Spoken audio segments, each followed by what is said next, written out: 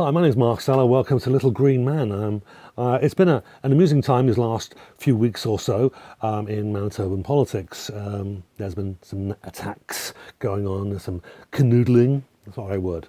That's not the right word at all. Canoodling is the wrong word. It is actually shenanigans, perhaps. That's probably a better word. We'll put that up there. Shenanigans. So actually what we got, so we have, of course, the big news is that Rob Canoe has gained the leadership of the NDP amongst allegations from his former girlfriend of abusive actions, which he vehemently denies. And what I thought was really funny was within minutes of him getting of winning the election for the leadership of the NDP, the Progressive Conservatives came right away with a website attacking him on those very same allegations. And I thought that was hilarious. Not so much because it was funny, haha, but it's hilarious because that's the kind of things that people do when they don't have anything good to say about themselves. They crap on someone else. And so we've got the NDP also have that another member I mentioned in the previous video, Mohinder Saran, who was expelled from the party for allegations of sexual harassment. And then, of course, we have the NDP retorting with another website against the Progressive Conservatives, where they're going to raffle off. It's a competition they put on, raffling off a chance to live like Brian Pallister in Costa Rica. And this is, I think, it's actually quite clever, although a little silly. I don't know if the point will get across. But Brian Pallister has a vacation home in Costa Rica. They've actually rented a place. Booked a place in Costa Rica nearby that they're going to rent off for someone to win, so they can live like Brian Pallister for a little while. It's funny, it makes a point though, but it's one party against another, negative. I'm going to say something negative about you, negative about me, and it's just negative, which is kind of funny when I'm kind of sitting from the outside, not involved with either of those parties at all. Now, we've also got a problem with NDP struggling as well. I have some internal things going on with, what was his name again? Mohinder Saran is saying, hey, they're being hypocrites because Rob Canoe's got these allegations by his former girlfriend. And it's not fair that he gets kicked out, but Rob gets to stay. Now, regardless of whether he has a case or not, it's funny, these things are going on. We also have a problem with the Liberals as well. There's some fighting going on. You've got the same old Liberals that are doing things the same old way they have, don't really want to rock the boat. And then you've got Cindy Lamoureux. I've done a video on this as well, where she's trying to do some positive changes to their internal Liberal Party policies, where people can just turn up to a meeting where they're voting on the leadership and they don't have to pay to come in the door, and so on. So there's some good things that's happening, but it's an infighting. No, we can't do that. But you agreed to this. You've got to toe the party line, and it's all about the party. I'm negative. I've got nothing good to say about me. I'm going to say lots of negative things about you, and so on and so forth. And Liberals are still stuck in their own little infight. That's kind of funny. I'm sure it won't be long before they come out with their negatives as well. So that's a bit of the background and kind of why I'm doing this video, is that not just that it's funny, is that you guys out there, so you people who want my vote, who want the vote of Manitobans, give us something to vote for. Did you learn nothing from the 2015 general election? Stephen Harper spent almost $750 million on attack ads against Justin Trudeau. He's just too young. And guess what? He got elected.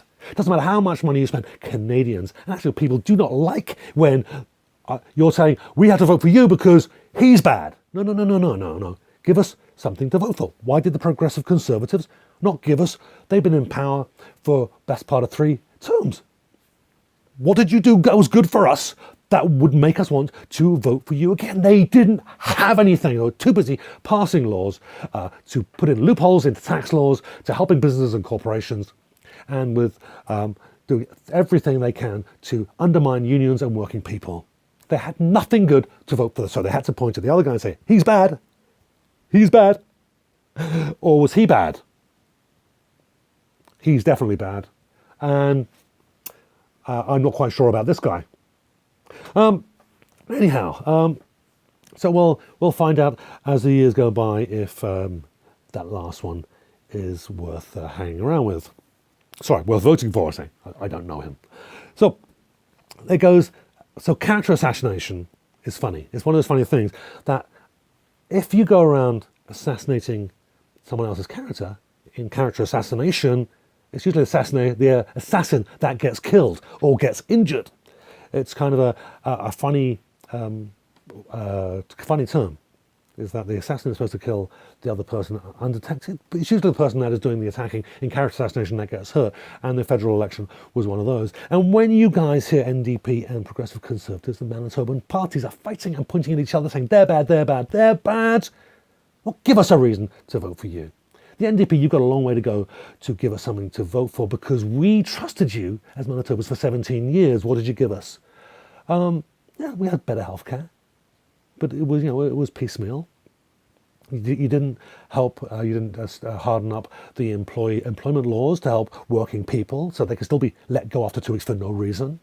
And you didn't do anything to change any of the tax laws. You actually set it in place so the MTS could pay less than 5% in provincial income tax for corporations. And then when Bell took over, they took the same less than 5%. And I'm sure with all the other cuts and the other loopholes that they can take advantage of, they're going to probably end up paying far, far less than that, if anything at all.